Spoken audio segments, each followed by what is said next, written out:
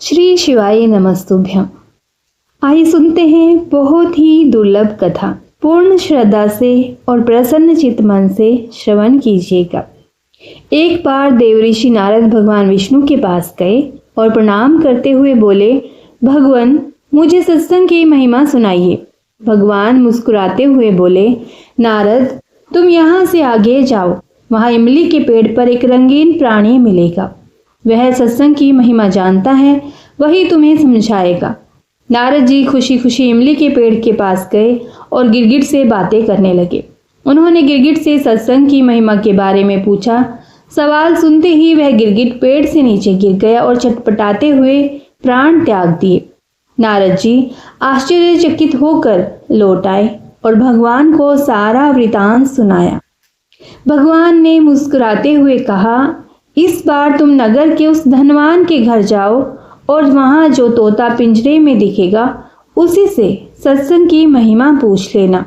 नारद जी क्षण भर में वहां पहुंच गए और तोते से सत्संग का महत्व पूछा। थोड़ी देर बाद ही तोते की आंखें बंद हो गई और उसके भी प्राण पखेरु उड़ गए। इस बार तो नारद जी घबरा गए और दौड़े दौड़े प्रभु कृष्ण के पास पहुंचे। नारद जी ने कहा, भगवान यह क्या लीला है? क्या सत्संग का नाम सुनकर मरना ही सत्संग की महिमा है? भगवान हंसते हुए बोले, यह बात भी तुमको जल्दी ही समझ आ जाएगी। इस बार तुम नगर के राजा के महल में जाओ और उसके नवजात पुत्र से अपना प्रश्न पूछो। नारद जी तो थर थर कांपने लगे और बोले, अभी तक तो पक्षी ही अपने प्राण छोड़ रहे थे। इस बार अगर यह नवजात राजपुत्र मर गया तो राजा मुझे जिंदा नहीं छोड़ेगा। भगवान ने नारद जी को अभयदान दिया। नारद जी दिल मुट्ठी में रखकर राजमहल में आए। वहां उनका बड़ा सत्कार किया गया। अब तक राजा को कोई संतान नहीं थी, अतः पुत्र के जन्म पर बड़े आनंद उल्लास में उत्सव मनाए जा रहे थे। नारद जी ने डरते डरते राजा से पुत्र के बारे में पूछा। नारद जी को राजपुत्र के पास ले जाया गया। पसीने से तर होते ही मन श्री हरि का नाम लेते हुए नारद जी ने राजपुत्र से सत्संग की महिमा के बारे में प्रश्न किया। नवजात शिशु हंस पड़ा और बोला, महाराज चंदन को अपनी सुगंध और अमृत को अपने माधुर्य का पता नहीं होता। ऐसे ही आप अपनी महिमा नहीं जानते, इसीलिए मुझसे पूछ रहे हैं। वास्तव में आप ही के क्षण मात्र के संग से मैं गिरगिट की योनि से मुक्त हो गया और आप ही के दर्शन मात्र से तोते की क्षुद्र योनि से मुक्त होकर इस मनुष्य जन्म को पा सका। आपके सानिध्य मात्र से मेरी कितनी सारी योनियां कट गई और मैं सीधे मानव तन में ही पहुंच गया, बल्कि राजपुत्र भी बना। यह सत्संग का ही अद्भुत प्रभाव है। हे ऋषिवर, अब मुझे आशीर्वाद दें कि मैं मनुष्य जन्म के परम लक्ष्य को पा सकूं। ओम नमो भगवते वासुदेवाय नमः। सनातन धर्म और गौ माता की सदा जय हो। अपने धर्म और संस्कृति की सभी रक्षा करें। जय जय श्री राम, हर हर महादेव। आइए इस कथा के साथ साथ आपको कांवड़ यात्रा से जुड़े हुए रोचक रहस्य की भी जानकारी देते हैं कि किसने सबसे पहले शिवलिंग का जल अभिषेक किया था। सावन का महीना आते ही हर कोई शिव की भक्ति में झूमने लगता है। इस पावन त्योहार में पूरे उत्तर भारत और भी राज्यों से कांवड़िए शिव के पवित्र धामों में जाते हैं और वहां से गंगा जल लाकर शिव का जल अभिषेक करते हैं। कांवड़ियों को नंगे पैर बहुत दूर तक चलकर गंगा जल लाना होता है और शर्त भी यह होती है कि कांवड़ी शिव कावड़ को जमीन पर नहीं रखते। इस प्रकार शिव भक्त अनेक कठिनाइयों का सामना करके गंगा जल लाते हैं और उससे शिव का जल अभिषेक करते हैं। परंतु क्या आपने कभी यह सोचा है कि आखिर वह कौन पहला व्यक्ति होगा जो सबसे पहला कांवड़ी था? एक बार राजा सहस्त्रबाहु ऋषि जमदग्नि के पास आए। ऋषि जमदग्नि ने उनका बहुत अच्छी तरह से सत्कार किया। उनकी सेवा में किसी भी तरह की कमी नहीं आने दी। सहस्त्रबाहु ऋषि के आदर सत्कार से बहुत ही प्रसन्न हुआ, परंतु उसे यह बात समझ में नहीं आ रही थी कि आखिर एक साधारण और गरीब ऋषि उसके और उसकी सेना के लिए इतना सारा खाना कैसे जुटा पाया। तब उसे अपने सैनिकों से यह पता लगा कि ऋषि जमदग्नि के पास एक कामधेनु नाम की दिव्य गाय है, जिसे कुछ भी मांगो वह सब कुछ प्रदान करती है। जब राजा को यह ज्ञात हुआ कि इसी कामधेनु गाय के कारण ऋषि जमदग्नि संसाधन जुटाने में कामयाब हो गए हैं, तो उस गाय को प्राप्त करने के लिए सहस्त्रबाहु के मन में लालच उत्पन्न हुआ। उसने ऋषि से कामधेनु गाय मांगी, परंतु ऋषि जमदग्नि ने कामधेनु गाय को देने से मना कर दिया। इस पर सहस्त्रबाहु अत्यंत क्रोधित हो गया और उसने कामधेनु गाय को प्राप्त करने के लिए ऋषि जमदग्नि की हत्या कर दी। जब यह समाचार परशुराम जी को पता लगा कि सहस्त्रबाहु ने उनके पिता की हत्या कर दी है और वह कामधेनु गाय को अपने साथ ले गया है, तो वे अत्यंत क्रोधित हो गए। उन्होंने सहस्त्रबाहु के सभी भुजाओं को काटकर उसकी हत्या कर डाली। बाद में परशुराम जी ने अपने तप के प्रभाव से अपने पिता जमदग्नि को पुनः जीवन दान दिया।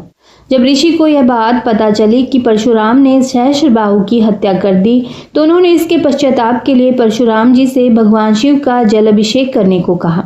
अपने पिता की आज्ञा पाकर परशुराम जी अनेकों मील दूर चलकर गंगा जल लेकर आए और आश्रम के पास ही शिवलिंग की स्थापना कर शिवजी का महाअभिषेक किया और उनकी स्तुति गान की। जिस क्षेत्र में परशुराम ने शिवलिंग स्थापित किया था, उस क्षेत्र का प्रमाण आज भी है। वह क्षेत्र उत्तर प्रदेश में आता है और पूरा महादेव के नाम से प्रसिद्ध है। सनातन धर्म के शास्त्रों के अनुसार मासिक शिवरात्रि हर महीने की कृष्ण पक्ष की त्रयोदशी तिथि को पड़ती है, लेकिन सावन की शिवरात्रि का अलग महत्व है। इस दिन भगवान आशुतोष की विशेष पूजा अर्चना के साथ शिवालयों में जल अभिषेक और कांवड़ियों द्वारा लाए गए जल गंगा जल से अभिषेक करके अपनी कांवड़ यात्रा को पूर्ण करने की परंपरा है। मंदिरों में त्रयोदशी और चतुर्दशी के दिन शिव भक्त भगवान आशुतोष का जल अभिषेक करते हैं। श्री गंगा आदि तीर्थों से जल लाने और भगवान शिव का पूजन और शिवलिंग को जलांजलि अभिषेक करने हेतु इस माह के शुभ पुण्य मुहूर्त इस प्रकार से हैं। वर्ष 2025 में कांवड़ यात्रा की शुरुआत 10 जुलाई 2025 से हो चुकी है और यह 23 जुलाई 2025 तक चलेगी। पंचांग के अनुसार साल 2025 में सावन का महीना 11 जुलाई से शुरू होकर 9 अगस्त को पूर्ण होगा। कांवड़ यात्रा 10 जुलाई से आरंभ हो चुकी है और सावन शिवरात्रि 3 जुलाई को समाप्त हो जाएगी। त्रयोदशी तिथि आरंभ होगी 22 जुलाई को प्रातः 7:05 से और त्रयोदशी तिथि समाप्त होगी 22 जुलाई को यानी कि 23 जुलाई की ब्रह्म मुहूर्त में 2:29 पर। मंदिरों में त्रयोदशी और चतुर्दशी के दिन शिव भक्त भगवान आशुतोष का जल अभिषेक करेंगे। 22 जुलाई को प्रदोष काल और 23 जुलाई को शिवलिंग पर जल अभिषेक हेतु प्रातः काल सूर्योदय के पश्चात 2 घंटे 24 मिनट का समय श्रेष्ठ रहेगा और जो निशिता काल पूजा का समय है वह है 12:07 से 12:48 को रात को 24 जुलाई को और रात्रि के प्रथम पहर का पूजा का समय रहेगा 7:15 बजे से 9:53 तक और दूसरी पहर की पूजा का समय रहेगा 9:53 से आधी रात को 12:28 तक और रात्रि के तीसरे पहर की पूजा का समय रहेगा 12:28 से 3 बजे तक। यह मुहूर्त रहेंगे 23 जुलाई को रात को और रात्रि के चतुर्थ पहर की पूजा का समय यानी कि अंतररात्रि का समय रहेगा 3:03 से लेकर के सुबह 5:38 तक। इस समय 24 जुलाई शुरू हो चुकी होगी। तो ये थे मुहूर्त जल चढ़ाने के। यदि आप शुभ मुहूर्त में कांवड़ धारण करना चाहते हैं तो आपके लिए 11, 14, 17, 18, 21 और 22 जुलाई हैं। अच्छे दिन हैं। आपको बता दें कि इन दिनों में 13 जुलाई से पंचक लग रहे हैं, लेकिन पंचक में शुभ कार्य वर्जित हैं। लेकिन कांवड़ ले जाने के लिए पंचक का समय नहीं देखा जाता। पंचक का प्रभाव 13 जुलाई को शाम 6:50 से 18 जुलाई सुबह 3:38 तक पंचक रहेगा। महादेव खुद कालों के काल हैं, इसलिए कांवड़ में राहु काल और पंचक काल को नहीं माना जाता। कुछ विद्वान मुख्य मुहूर्त यानी कि सावन शिवरात्रि वाले दिन सारा दिन ही अभिषेक करते हैं और कुछ प्रदोष काल और निशिता काल में जल अभिषेक करते हैं यानी कि 22 और 23 जुलाई की मध्य रात्रि में। भक्तगण इन मुहूर्तों में से कांवड़ जल अभिषेक हेतु जल को लाने और जलांजलि अभिषेक हेतु कोई भी मुहूर्त ग्रहण कर सकते हैं। हिंदू धर्म में सावन माह में शिव की भक्ति के महत्व का वर्णन वेद और पुराणों में किया गया है। सावन का यह महीना शिव भक्ति और आस्था का प्रतीक माना जाता है। कांवड़ियों द्वारा जल लाने की यात्रा के आरंभ की कुछ तिथियां होती हैं।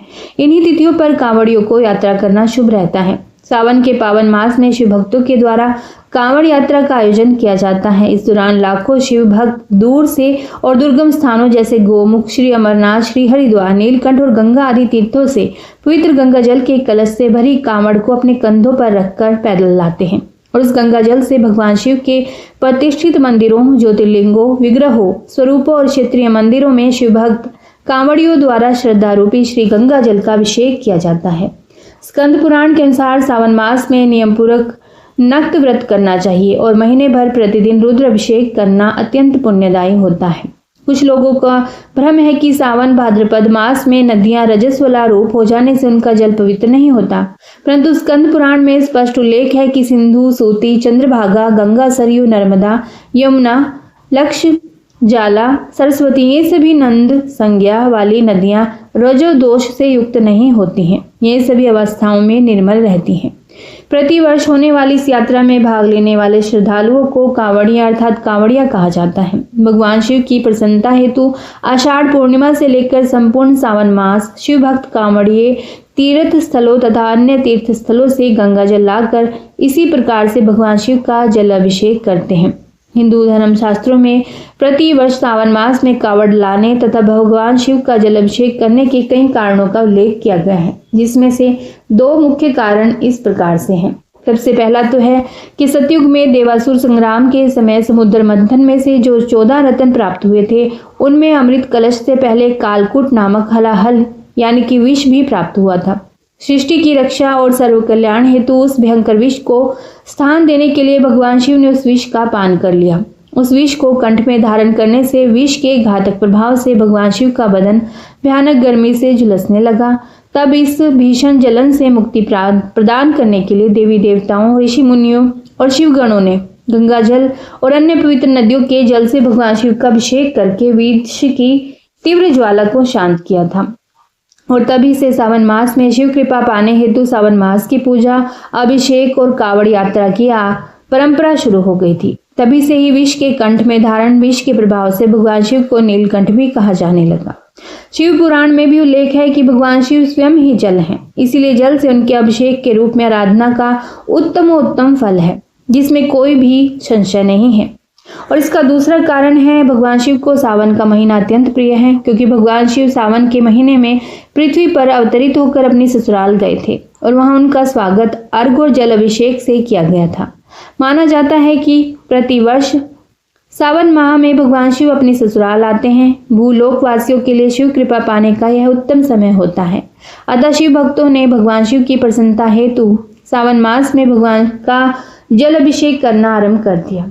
और एक मान्यता के अनुसार भगवान परशुराम ने सबसे पहले कावड़ यात्रा शुरू की थी। उसकी कथा भी आपको बताई है। परशुराम गढ़ मुक्तेश्वर धाम से गंगा जल लेकर आए थे और यूपी के बागपत के पास स्थित पुरा महादेव का गंगा जल से अभिषेक किया था। सावन मास भगवान शिव का जल अभिषेक करने से व्यक्ति को समस्त सुखों की प्राप्ति होती है। इस विषय में प्रसिद्ध एक पौराणिक मान्यता के अनुसार सावन मास में जो भी मनुष्य कावड़ लाता है अथवा शिव का जल अभिषेक करता है, उसकी समस्त इच्छाएं पूर्ण होती हैं। इन दिनों किया गया जल अभिषेक दान, पुण्य और पूजन समस्त ज्योतिर्लिंगों के दर्शन के समान फल देने वाला होता है। इस जल अभिषेक के फलस्वरूप अनेक कामनाएं और उद्देश्यों की पूर्ति हो सकती है। इससे सुखी वैवाहिक जीवन, संतान सुख, सुख समृद्धि प्राप्ति, मनोवांछित जीवन साथी की प्राप्ति और संतान सुख अर्थात कुल वृद्धि कारक होता है। इससे लक्ष्मी प्राप्ति और यश कीर्ति भी प्राप्त होती है। प्रभु शिव को तुरंत और तत्काल प्रसन्न करने वाले देवता कहा जाता है, इसलिए उन्हें आशुतोष कहा जाता है। भगवान शिव को प्रिय 11 ऐसी सामग्री है जो अर्पित करने से भोलेनाथ हर कामना पूर्ण करते हैं। यह 11 सामग्री इस प्रकार से है: जल, बेलपत्र, आंकड़ा, धतूरा, भांग, कपूर, दूध, चावल, चंदन, भस्म और रुद्राक्ष। शिव पुराण में कहा गया है कि भगवान शिव ही स्वयं जल हैं। शिव पर जल चढ़ाने का महत्व भी समुद्र मंथन की कथा से जुड़ा है। अग्नि के समान विष पीने के बाद शिव का कंठ एकदम नीला पड़ गया था। विष की उष्णता को शांत करके शिव को शीतलता प्रदान करने के लिए समस्त देवी देवताओं ने उन्हें जल अर्पित किया। इसलिए शिव पूजा में जल का विशेष महत्व है। भगवान के 3 नेत्रों का प्रतीक है बेलपत्र, अतः 3 पत्तियों वाला बेलपत्र शिव जी को अत्यंत प्रिय है। प्रभु आशुतोष के पूजन में अभिषेक और बेलपत्र का प्रथम स्थान है। ऋषियों ने कहा है कि बेलपत्र भोले भंडारी को चढ़ाना एवं 1 करोड़ कन्याओं के कन्यादान का फल एक समान है। भगवान के 3 नेत्रों का प्रतीक ही बेलपत्र है। शास्त्रों के अनुसार शिव पूजा में एक आंकड़े का फूल चढ़ाना सोने के दान के बराबर फल देता है। भगवान शिव को धतूरा भी अत्यंत प्रिय है। इसके पीछे पुराणों में जहाँ धार्मिक कारण बताया गया है, वहीं इसका वैज्ञानिक आधार भी है। भगवान शिव को कैलाश पर्वत पर रहते हैं और यह अत्यंत ठंडा क्षेत्र है जहाँ से आहार और औषधि की जरूरत होती है जो शरीर को उष्णता प्रदान करें। वैज्ञानिक दृष्टि से धतूरा सीमित मात्रा में लिया जाए तो औषधि का काम करता है और शरीर को अंदर से गर्म रखता है, जबकि धार्मिक दृष्टि से इसका कारण देवी भागवत पुराण में बताया गया है। इस पुराण के अनुसार शिवजी ने जब सागर मंथन से निकले हलाहल विष को पी लिया तब वे व्याकुल होने लगे। तब अश्विनी कुमारों ने भांग, धतूरा, बेल आदि औषधियों से शिवजी की व्याकुलता दूर की। उस समय से ही शिवजी को भांग, धतूरा प्रिय है। शिवलिंग पर केवल धतूरा ही न चढ़ाएं बल्कि अपने मन और विचारों की कड़वाहट भी अर्पित कर दें। शिव हमेशा ध्यान मग्न रहते हैं। भांग ध्यान केंद्रित करने में सहायक होती है, इससे वे हमेशा परमानंद में रहते हैं। समुद्र मंथन में निकले विष का सेवन महादेव ने संसार की सुरक्षा के लिए अपने गले में उतार लिया था और भगवान को औषधि स्वरूप भांग दी गई, लेकिन प्रभु ने हर कड़वाहट और नकारात्मकता को आत्मसात कर लिया, इसलिए भांग भी उन्हें प्रिय है। भगवान शिव का प्रिय मंत्र है कर्पूर गौरम करुणावतारम, यानी जो कर्पूर के समान उज्जवल है। कर्पूर की सुगंध वातावरण को शुद्ध और पवित्र बनाती है। भगवान भोलेनाथ को इस महक से प्यार है, अतः कर्पूर शिव पूजन में अनिवार्य है। सावन मास में दूध का सेवन निषेध है। दूध इस मास में स्वास्थ्य के लिए गुणकारी के बजाय हानिकारक होता है, इसलिए सावन मास में दूध का सेवन न करते हुए उसे शिव को अर्पित करने का विधान बताया गया है। चावल को अक्षत भी कहा जाता है और अक्षत का अर्थ होता है जो टूटा न हो। इसका रंग सफेद होता है। पूजन में अक्षत का उपयोग अनिवार्य है। किसी भी पूजन के समय गुलाल, हल्दी, अबीर और कुमकुम अर्पित करने के बाद अक्षत चढ़ाए जाते हैं। अक्षत ना हो तो शिव पूजा पूर्ण नहीं मानी जाती। यहाँ तक कि पूजा में आवश्यक कोई सामग्री ना हो तो उसके एवज में भी चावल चढ़ा सकते हैं। चंदन का संबंध शीतलता से है। भगवान शिव मस्तक पर चंदन का त्रिपुंड लगाते हैं। चंदन का प्रयोग अक्सर हवन में किया जाता है और इसकी खुशबू से वातावरण खिल जाता है। यदि शिवजी को चंदन चढ़ाया जाए तो इससे समाज में मान सम्मान और यश बढ़ता है। भस्म, इसका अर्थ पवित्रता में छिपा है। यह पवित्रता जिसे भगवान शिव ने एक मृत व्यक्ति की जली हुई चिता में खोजा है, जिसे अपने तन पर लगाकर वे उस पवित्रता को सम्मान देते हैं। कहते हैं शरीर पर भस्म लगाकर भगवान शिव खुद को मृत आत्मा से जोड़ते हैं। उनके अनुसार मरने के बाद मृत व्यक्ति को जलाने के पश्चात बची हुई राख में उसके जीवन का कोई कण शेष नहीं रहता, न उसके दुख, न सुख, न कोई बुराई, न अच्छाई। इसीलिए वह राख पवित्र है, उसमें किसी प्रकार का गुण अवगुण नहीं है। ऐसी राख को भगवान शिव अपने तन पर लगाकर सम्मानित करते हैं। एक कथा यह भी है कि पत्नी सती ने जब स्वयं को अग्नि के हवाले कर दिया तो क्रोधित शिव ने उनकी भस्म को अपनी पत्नी की आखिरी निशानी मानते हुए तन पर लगा लिया, ताकि सती भस्म के कणों के जरिए हमेशा उनके साथ रह सके। भगवान शिव ने रुद्राक्ष उत्पत्ति की कथा पार्वती जी से कही है। एक समय भगवान शिव जी ने 1000 वर्ष तक समाधि लगाई। समाधि पूर्ण होने पर जब उनका मन बाहरी जगत में आया तब जगत के कल्याण की कामना वाले महादेव ने अपनी आंखें बंद की। तभी उनके नेत्र से जल की एक बिंदु यानी कि एक बूंद पृथ्वी पर गिरी। उन्हीं से रुद्राक्ष का वृक्ष उत्पन्न हुआ और वे शिव की इच्छा से भक्तों के हित के लिए समग्र देश में फैल गए। उन वृक्षों पर जो फल लगे हैं वे ही रुद्राक्ष हैं। आशा करती हूँ जानकारी आपको अच्छी लगी होगी। कमेंट बॉक्स में हर हर महादेव अवश्य लिखिएगा।